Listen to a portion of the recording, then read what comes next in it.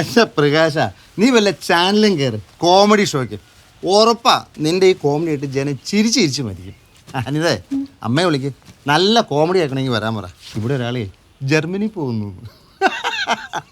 എന്താ പ്രതിഭ? അമ്മ ദൈവം ജർമ്മനിക്ക് പോകുന്നു, നഴ്സിൻ്റെ പണിക്ക്. വിസയ്ക്ക് 3 ലക്ഷം രൂപ വേണോ അത്രേ. ഈശ്വര, നീ എന്നെ എങ്ങനെ ചിരിപ്പിക്കാതെ. നിനക്ക് എന്ത് പറ്റി പ്രകാശ? തമാശ അല്ലമ്മേ, ഞാൻ കാര്യമായിട്ട് പറഞ്ഞു. നേഴ്സിംഗ് കഴിഞ്ഞിട്ട് ഇത്രയും കാലായി, നീ ഇവിടെ ഏതെങ്കിലും ആശുപത്രിയിൽ പണിയെടുത്തോ? പിന്നെ ജർമ്മനി. അമ്മ ഇവിടെ നക്കാപ്പിച്ച ശമ്പളമേ കിട്ടുള്ളൂ. എന്തെങ്കിലും കൂടുതൽ വേണമെങ്കിൽ സമരം ചെയ്യണം. അപ്പോൾ ആശുപത്രിക്കാരെ ഗുണ്ടകൾ വന്ന് മുട്ടുകാർ തല്ലി ഓടിക്കും. ഞാൻ 4 കാലം എഴുതാൻ നമ്മയ്ക്ക് കാണണം. നീ 2 കാലം നടന്നിട്ട് വല്ല ഗുണമുണ്ടോ? 4 കാലം ഒരു ചേഞ്ച് അല്ലടാ. ഒന്നിലും പണ്ടേ സംസ്കാരമില്ല.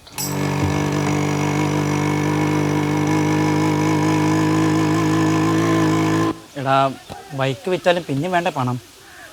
കിട്ടുന്നതാവട്ടെ. എടാ, നിന്റെ അളിയനെ ദുബായ് ഡ്യൂട്ടി ഫ്രീന്ന് 6 കോടി ലോട്ടറി അടിച്ചില്ലേ? ഈ 3 ലക്ഷം അയാൾക്കൊരു പ്രശ്നമാണോ? 10 പൈസ കിട്ടില്ല. അയാൾ അല്പന. ലോട്ടറി അടിച്ചപ്പോൾ തന്നെ ഡ്രൈവർ ജോലി വേണ്ടെന്ന് വെച്ചില്ലേ. വേറെ എന്തെങ്കിലും വഴിയുണ്ടോ പറ. എന്തെങ്കിലും ഈട് കൊടുക്കണ്ടെങ്കിൽ ഒരു വഴിയുണ്ട്. എന്ത് വഴി? എടാ, നമ്മുടെ ആ മാവുങ്കല കേശവനേരല്ലേ, ആ, പുള്ളി തരും. പക്ഷെ കൃത്യമായിട്ട് പലിശ കൊടുക്കേണ്ടി വരും. അത് പ്രശ്നമില്ല.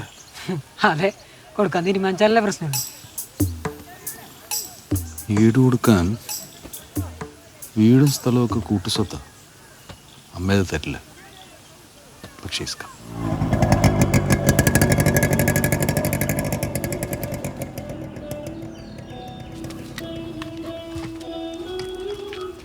കേശവന്നാര് വീണ വായിക്കണം.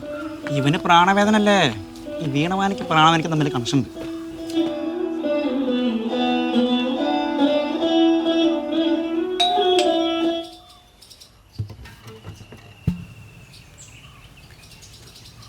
എന്തെല്ലാരും കൂടെ? കേശവേട്ടനെ ഒന്ന് കാണാമെന്ന്. അയ്യോ, ചേട്ടൻ മൂന്നാറി ഭൂമി കയ്യേറാൻ പോയേക്കുവാ. ഭൂമി കയറാൻ? അതെ. അവിടെ പോലീസൊക്കെ ഉണ്ടാവില്ലേ? റിസ്ക് അല്ലേ? ഏയ്, വലിയൊരു കുരിശും കൊണ്ടാ ചേട്ടൻ പോയേക്കുന്നത്.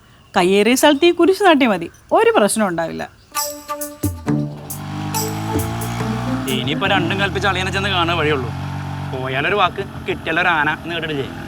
എനിക്ക് വലിയ പ്രതീക്ഷയൊന്നുമില്ലടാ. എന്നാലും ഒന്ന് മുട്ടി നോക്കാമല്ലേ? മുട്ടി നോക്കുന്നേ. അങ്ങനെയാണെങ്കിൽ നിങ്ങൾ ബൈക്ക് കൊണ്ട് പോയിക്കോ. ഏതോ ഒരു കൃഷ്ണകുമാർ സെക്കൻഡ് ഹാൻഡ് ബൈക്ക് നോക്കുന്നുണ്ടെന്ന് പറഞ്ഞില്ലേ? ഒരു ഓട്ടോ എടുത്തിട്ട് ഞാൻ ഇറങ്ങിക്കോളാം.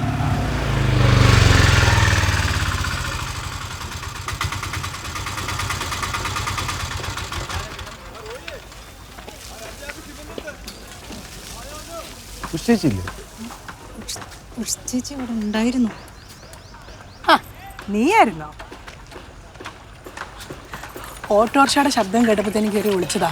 സംഭാവനക്കാരെ കൊണ്ട് തോറ്റടാ. ഇന്നലെ തന്നെ ഒരു പള്ളിയിലച്ചൻ വന്നിരുന്നു. എന്തോ അനാഥ മന്ദിരം പണിയാണെന്ന് പറഞ്ഞിട്ട്. വസന്തയുടെ സ്വഭാവം അറിയാലോ. ചോദ്യമില്ല, ഉത്തരവില്ല. അപ്പം തന്നെ 5 ലക്ഷം രൂപ എഴുതി കൊടുത്തു. ചേച്ചിക്ക് സുഖം തന്നെയല്ലേ? ഓ, എന്ത് സുഖം. ഈ വീടിൻ്റെ പണി കഴിയുന്നവരെ വരെ ഭയങ്കര ടെൻഷനാണ് എൻ്റെ പ്രകാശ. അതുകൊണ്ടല്ലേ അമ്മയെ കാണാൻ പോലും വരാൻ പറ്റാത്തത്. കണ്ടില്ലേ, കപ്പലിൻ്റെ മോഡലിലാണ് പണിയുന്നത്. വസന്തേട്ടന് കപ്പൽ ഭയങ്കര ഇഷ്ടമാണല്ലോ. പിന്നെ എനിക്ക് പഴയ പോലെ തന്നെ ജോലിയും കൂലിയൊന്നും ഇല്ലല്ലോ അല്ലേ? ചേച്ചിയുടെ ഒരു ജോലി ശരിയായിട്ടില്ല ചേച്ചി. ഉഗ്രൻ ജോലി ജർമ്മനിയിൽ. പക്ഷേ ചേച്ചി അളിയനും ചെറുതായിട്ടൊന്ന് കനിയണം. എങ്ങനെ? ചേച്ചിക്ക് കാശ് ശരിയായിട്ടില്ല. ഒരു 3 ലക്ഷം രൂപയുടെ കുറവുണ്ട്. ശമ്പളം കിട്ടിയ ആദ്യം ആ കാശ് ഞാൻ തിരിച്ചു. പക്ഷേ വസന്തേട്ടനോട് പറഞ്ഞ് ചേച്ചി ഇതൊന്ന് ശരിയാക്കി തരണം. ഇന്നലെ നീ എവിടെയായിരുന്നു? ഇന്നലെ എവിടെയൊക്കെ തന്നെ ഉണ്ടായിരുന്നു. എന്നിട്ട് ഇങ്ങോട്ട് വരായിരുന്നു? ഇന്നലെ എറണാകുളത്ത് നിൽക്കും. അത് എൻ്റെ കുറ്റമാണോ? എടാ, ഇന്ന് രാവിലെയാണ് ലംബോർഗിനി വാങ്ങാൻ തീരുമാനിച്ചത്. കയ്യിലുണ്ടായിരുന്ന കാശെടുത്ത് അപ്പം തന്നെ അഡ്വാൻസും കൊടുത്തു. ലംബോർഗിനി നന്ദിനി എന്നൊക്കെ പറയുന്ന പോലുള്ള പശുവല്ലേ? നാടനാണെങ്കിൽ വെച്ചൂരും കാസർഗോഡ് കുള്ളനൊക്കെയാണ്. ലംബോർഗിനി പശുവോ? എടാ പൊട്ട, ലംബോർഗിനി എന്ന് പറഞ്ഞാൽ വലിയ പണക്കാർ മാത്രം വാങ്ങുന്ന കാറാ. 2.5 കോടിയാ വില. എനിക്ക് 3 ലക്ഷം രൂപയുടെ ആവശ്യമുള്ളൂ. നടക്കില്ല പ്രകാശ. വസന്തേട്ടൻ കാശൊക്കെ ബിസിനസ്സിൽ ഇട്ടേക്കുക. നീ ചെല്ല്. ലംബോർഗിനിയെ പറ്റിയാണ്.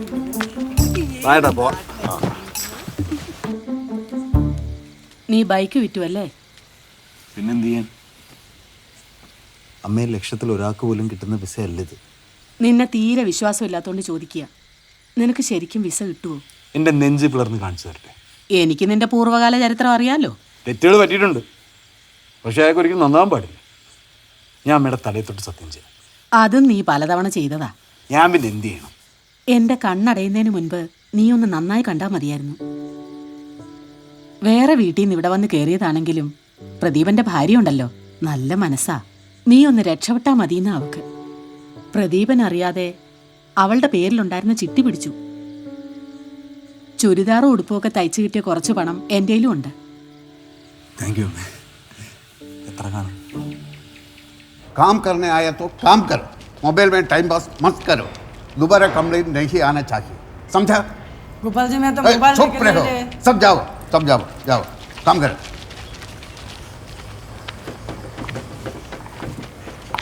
ആ ഇതെങ്ങനെ ഇവിടെ? വണ്ടി കണ്ടപ്പോൾ തോന്നി ആളുടെ അടുത്ത് തന്നെ ഉണ്ടെന്ന്. എന്താ പുതിയ തട്ടിപ്പ്? തട്ടിപ്പ്? ഗോപാൽജി എന്നെ അങ്ങനെയാണോ കണ്ടിരിക്കുന്നത്? എങ്ങനെയെങ്കിലും രക്ഷപ്പെടാൻ ശ്രമിക്കുന്നല്ലാതെ. വണ്ടി കയറി.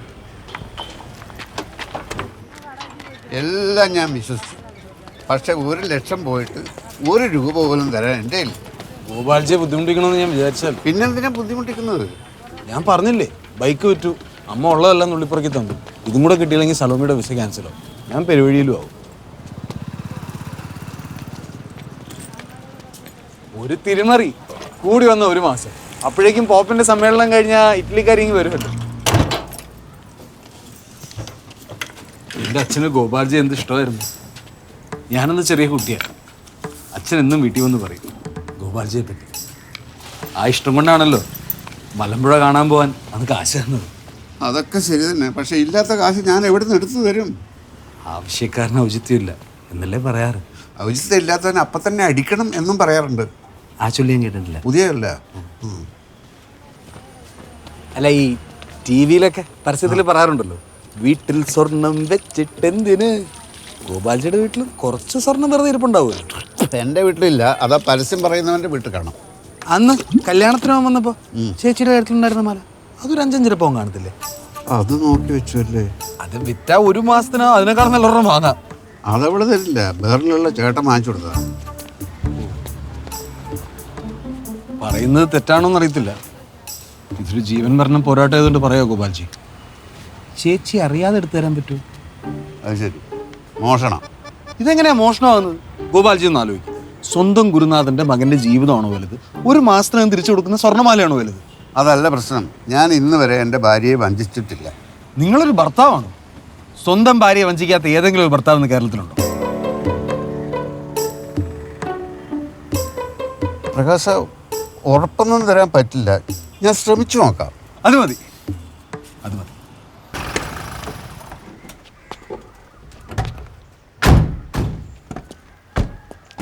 നമസ്കാരം സാറേ. നമസ്കാരം.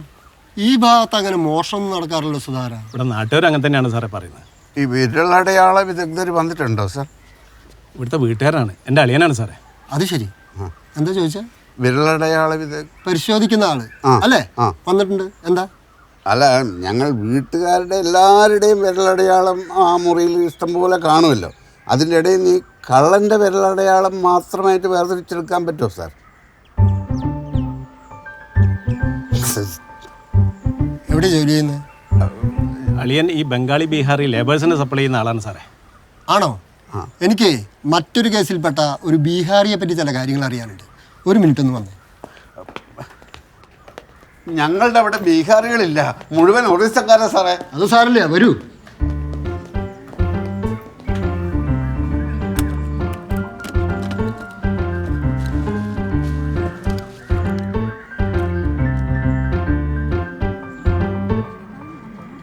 സുധാര സാർ, ഒന്നിങ്ങോട്ട് വന്നേ. ഇയാളുടെ ഭാര്യ വിളിച്ചോ?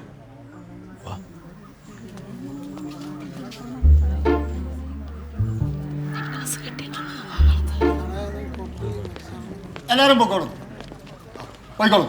ഇവിടെ മാലൊന്നും മോശം പോയിട്ടില്ല. പോയിക്കോളും. ശരി, പോയിക്കോളും.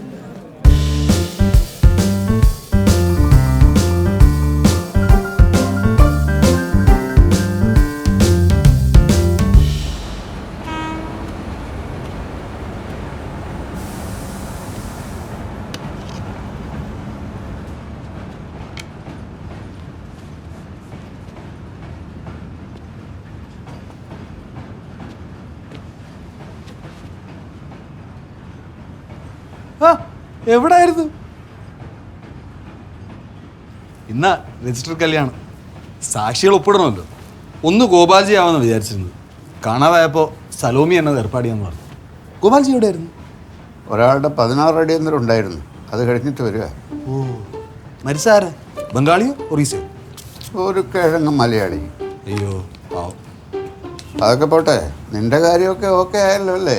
ഈ രജിസ്റ്ററിലൂടെ കഴിയുമ്പോൾ എല്ലാം ഓക്കെ. എൻ്റെ കാര്യം ഏതാണ്ട് ഓക്കെ ആയി. നല്ല കാര്യം. ഗോപാൽജി, എൻ്റെ ഈ ജുബ ഇങ്ങനെയുണ്ട്. ബൈക്ക് പറ്റുവാണെങ്കിൽ കുറച്ച് കാശ് ബാക്കി നമുക്ക് വാങ്ങിച്ചത്. കല്യാണമല്ലേ, ഒരു ചേഞ്ചൊക്കെ വേണ്ടേ? ഒരു ജുബയുടെ കുറവേ നിനക്ക് ഉണ്ടായിരുന്നുള്ളൂ. എന്തായാലും ഒരു തൊഴിൽ പഠിപ്പിച്ചു തന്നതിന് ഒരുപാട് നന്ദിയുണ്ട്. എന്ത് തൊഴിൽ?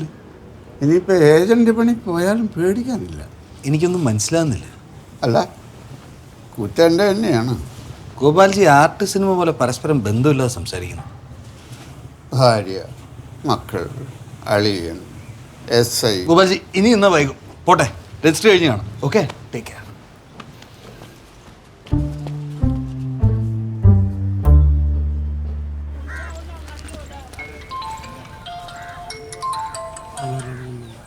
ഹലോ സലോമി, ഞാൻ ഇവിടെ എത്തി. അപ്പച്ചന് ഈശ്വര, എവിടെ എവിടെ? കരയല്ലേ സലോമി? ഞാൻ എന്താ വരാം, ഇപ്പൊ വരാന്ന്. കിളവന് നെഞ്ചുവേന വരാൻ കണ്ട സമയം.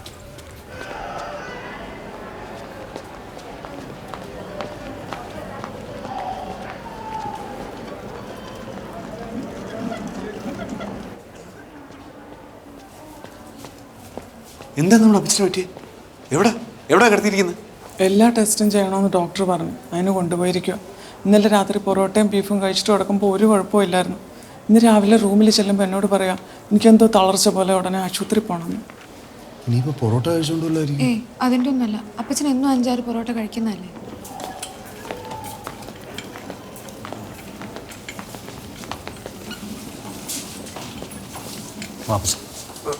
പതുക്കെ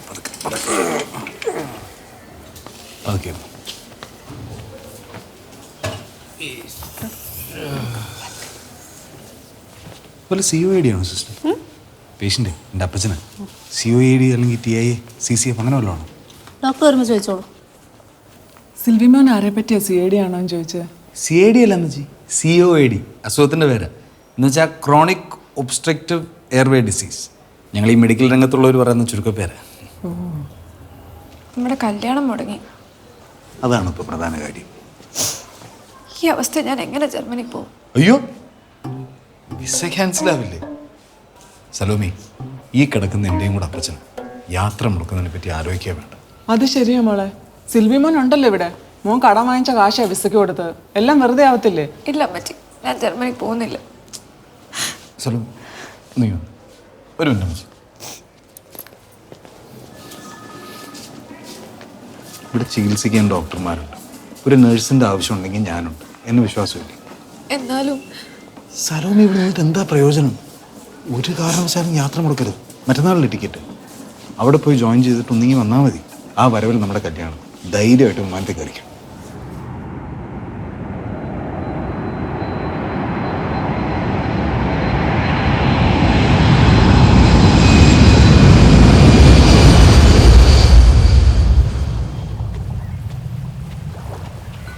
ചെല്ലമോളെ, അപ്പച്ചൻ ആശുപത്രി ഡിസ്ചാർജ് ചെയ്തല്ലോ. ഡിസ്ചാർജ് ചെയ്തല്ല മോനെ, ഡോക്ടർമാരുമായിട്ട് വഴക്കിട്ടതാ. ആശുപത്രി കിടന്ന അപ്പച്ചന് മതിയായി, അതാ കാര്യം.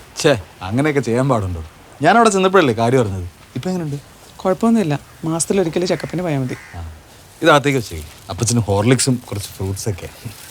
സിൽവിമോൻ ഇരിക്കെ, ചായ എടുക്കാം. അപ്പച്ചൻ ബാത്റൂമില്ല. നല്ല കാര്യം. സലോമി പോയിട്ട് വിളിച്ചില്ലല്ലോ അമ്മച്ചി? വിളിച്ചില്ലേ?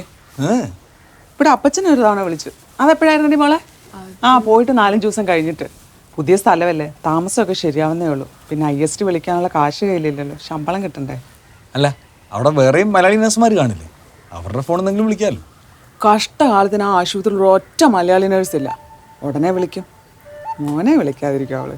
മോനിരിക്കും. ആരോടായി നോക്കട്ടെ നോക്കട്ടെ നോക്കട്ടെ. ആരും ഇല്ല.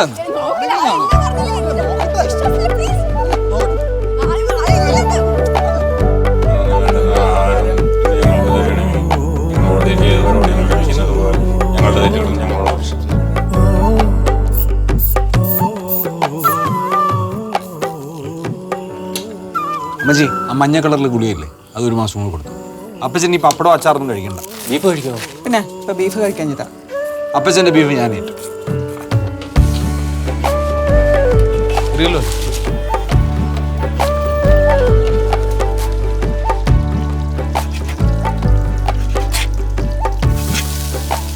സിൽവി മോനെ കൈ ചീത്തയാക്കണ്ട, അമ്മ ചെയ്തോളെ ഇതൊക്കെ. ഞാനൊന്ന് പഠിക്കട്ടെ. ജർമ്മനി ചെന്ന് അവളെ സഹായിക്കാൻ ഞാൻ മാത്രമല്ലേ ഉള്ളൂ. ആ ശരിയാ, അല്ലെങ്കിൽ അവൾക്ക് ഇതൊന്നും അറിയത്തില്ല. അതൊക്കെ ഞാൻ പഠിപ്പിച്ചോളാം. നീ ഇങ്ങനെ കരയാതെ വെച്ചേ, പെമ്പിള്ളേരായ കുറച്ചൊക്കെ ധൈര്യം വേണം. ഓളെന്തിനാ കരയുന്നത്? ഇവള് സ്കൂളിൽ പോകുമ്പോഴും വരുമ്പോഴും ഒരുത്ത ശല്യം ചെയ്യുന്നു. അത്രേ ഉള്ളൂ. അത് നമുക്ക് നാളത്തോടെ ശരിയാക്കാം.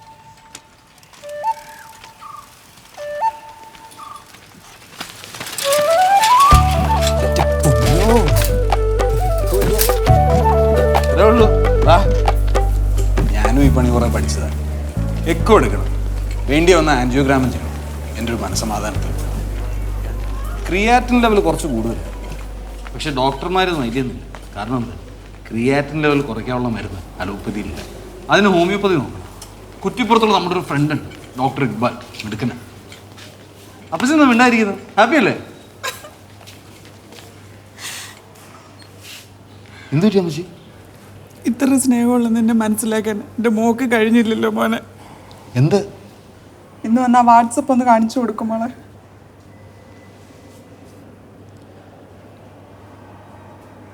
ഇത് നമ്മുടെ സലോമിയല്ലേ? കൂടെ നിൽക്കുന്ന ആ ജർമ്മൻകാര സാഹിബിന് ആ വഞ്ചക്ക് കെട്ടി. പലവരു കാണുമ്പോൾ ഒരു ചിരി തൂകുന്നു, ഒരു ചിരി തൂകുമ്പോൾ അതിലൊരു തേനുണ്ടോ. പലവരു കാണുമ്പോൾ ഒരു ചിരി തൂകുന്നു, ഒരു ചിരി തൂകുമ്പോൾ അതിലൊരു തേനുണ്ടോ.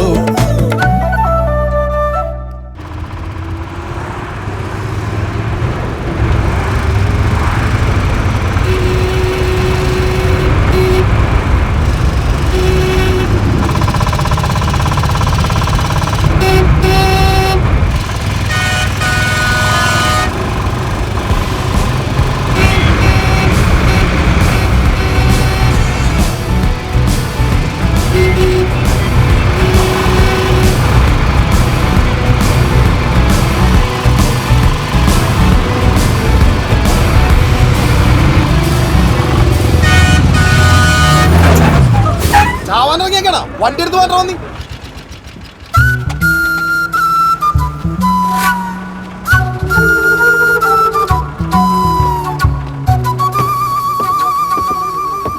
എല്ലാവരും എന്നോട് ക്ഷമിക്കണം. വേഷം മാറി നടക്കുന്ന ഒരു CID ആണ് ഞാൻ. അയ്യോ CID. ഞാൻ അന്വേഷിച്ചുകൊണ്ടിരിക്കുന്ന ഒരു പെരുങ്കള്ളൻ ഈ ബസ്സിലുണ്ടെന്ന് ഒരു അജ്ഞാത സന്ദേശം കിട്ടി. അവനെ പിടികൂടാൻ എല്ലാവരും സഹകരിക്കണം പ്ലീസ്. ഒരു CID ജീവനോടെ ആദ്യമായിട്ടാണ് കാണുന്നത്. ജീവനില്ലാത്ത CIDയെ മുമ്പ് കണ്ടിട്ടുണ്ടോ? ഈ കോന്തനാണ് CID.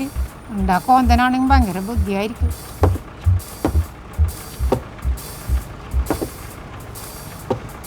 ആ വാ മോനെ.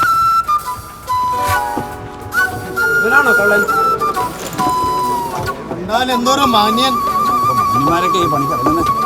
ബാഗ് മാറ്റാ മോന്തത് കാണട്ടെ. എല്ലാവർക്കും CID ഡിപ്പാർട്ട്മെൻറ്റ് നന്ദി. റേബ സാബ് ശുക്രിയ.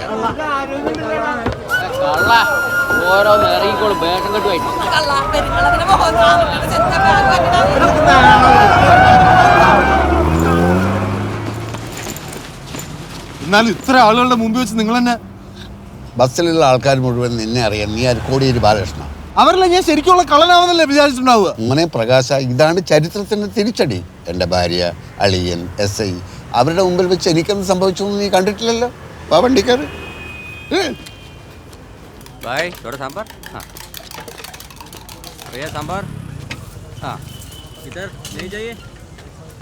ഏതായാലും ജർമ്മൻ ഭാഷ കുറച്ചൊക്കെ പഠിച്ചല്ലോ അല്ലേ? അങ്ങനെയും കുറെ കാശ് പോയി. പോയിട്ടില്ലടാ. നമുക്ക് പത്രത്തിലൊരു പരസ്യം കൊടുക്കാം. ജർമ്മനിയിൽ ജോലിയുള്ള നഴ്സുമാരെ, നിങ്ങൾക്ക് ജർമ്മൻ ഭാഷ പഠിച്ച മുന്തിയ ഇനം ഭർത്താവിനെ ആവശ്യമുണ്ടെങ്കിൽ സമീപിക്കുക. PR ആകാശ്, തവളക്കുഴി. ചങ്കി കുത്തൻ തമാശ പറയില്ലേ ഗോപാജി? ഞാൻ സത്യത്തിൽ പുറപ്പെട്ടത് അമ്മയെ കാണാനാ. ആ നെക്ലസിന്റെ കാശ് വാങ്ങി ഗോപാൽജി ഏൽപ്പിക്കാൻ. അമ്മ അവിടെ പണപ്പെട്ടിയും തുറന്നു വെച്ചിരിക്കല്ലേ മോനെ പ്രകാശ. നെക്ലേസിൻ്റെ പൈസ എടുത്തുകൊണ്ട് പോടാന്ന് പറഞ്ഞുകൊണ്ട്. അല്ലെങ്കിലും ഗോപാൽജിയുടെ പൈസയ്ക്ക് കുഴപ്പമുണ്ടാവില്ല. പോപ്പിന്റെ സമ്മേളനം കഴിഞ്ഞ് ഇറ്റലിയിൽ നിന്ന് ആൻറ്റി വരുമല്ലോ, അവർ വരുന്നു, ഒപ്പിടുന്നു, വീടിൻ്റെയും പറമ്പിൻ്റെയും ആധാരം ബാങ്കിൽ പണയം വെക്കുന്നു, പണം വാങ്ങുന്നു. അക്കാര്യം സലോമിയുടെ അപ്പച്ചൻ എനിക്ക് ഉറപ്പ് തന്നിട്ടുണ്ട്. എന്നാൽ ആ ഉറപ്പ് അയാൾ എന്നോടും കൂടി ഒന്ന് പറയട്ടെ, ഞാനും വരാം അയാളെ കാണാൻ. ഗോപാൽജിക്ക് എന്നെ തീരെ വിശ്വാസമില്ലല്ലേ? എനിക്ക് നിന്നെ മാത്രമേ വിശ്വാസമില്ലാത്തതായി ഉള്ളൂ.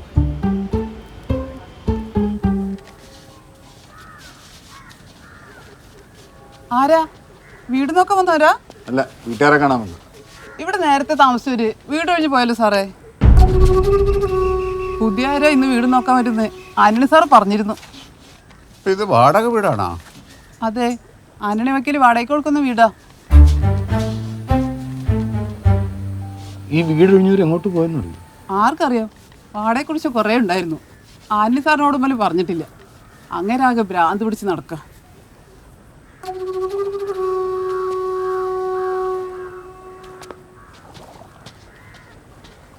നാളത്തെ ഭാഗ്യം, നാളത്തെ ഭാഗ്യം, നാളത്തെ ഭാഗ്യം, നാളത്തെ ഭാഗ്യം സാർ.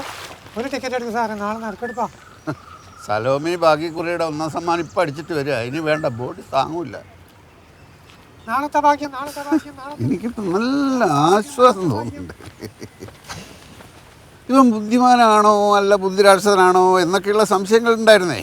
ആ കൺഫ്യൂഷൻ മാറിക്കിട്ടി. അതാണ് എൻ്റെ സന്തോഷം.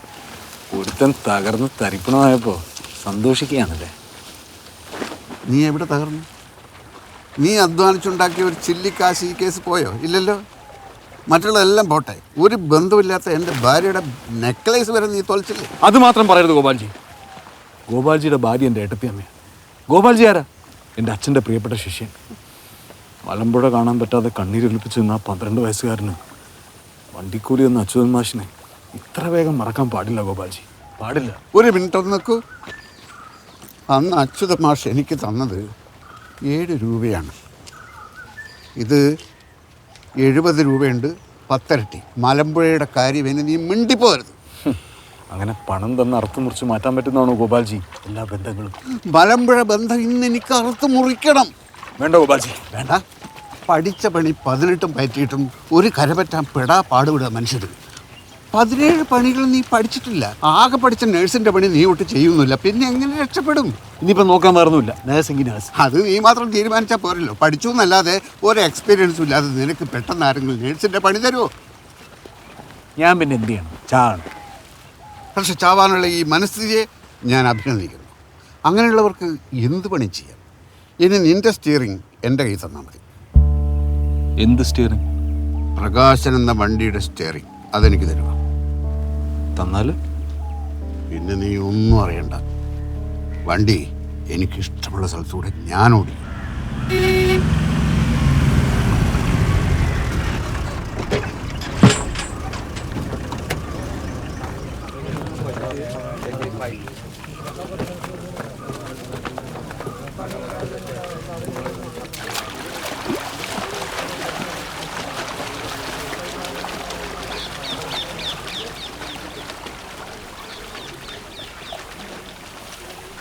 ഇതെന്താ ഇത്?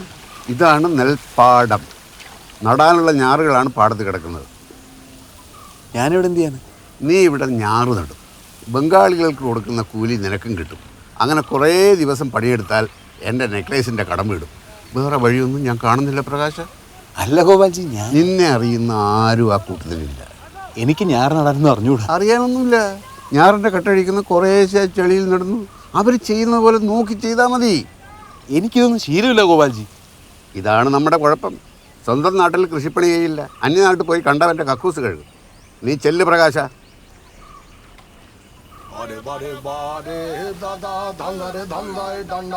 എന്ത്? ബംഗാളികളുടെ ഞാറ്റുപാട്ട്. ഇപ്പൊ നമ്മുടെ പാടത്തൊക്കെ ഇവരുടെ പാട്ടിലേക്ക് കേൾക്കും. നമ്മൾ പണിയും മറന്നു, പാട്ടും മറന്നു. ভাষা না বুঝ ঝাড় কোদালের মাথাটা, ধার কোদালের ঝাড় রে দাদা, ঘেচাং ঘেচাং ফুক মাথা, ধার ধারানির ধার ধু, ধার দিনা দিন ধারিস না আর না রে না রে না রে দাদা, এক না রে পিকনি ভুলে যা, अपना जगन हाथ नाथ, अपना कदम खुद खुदा।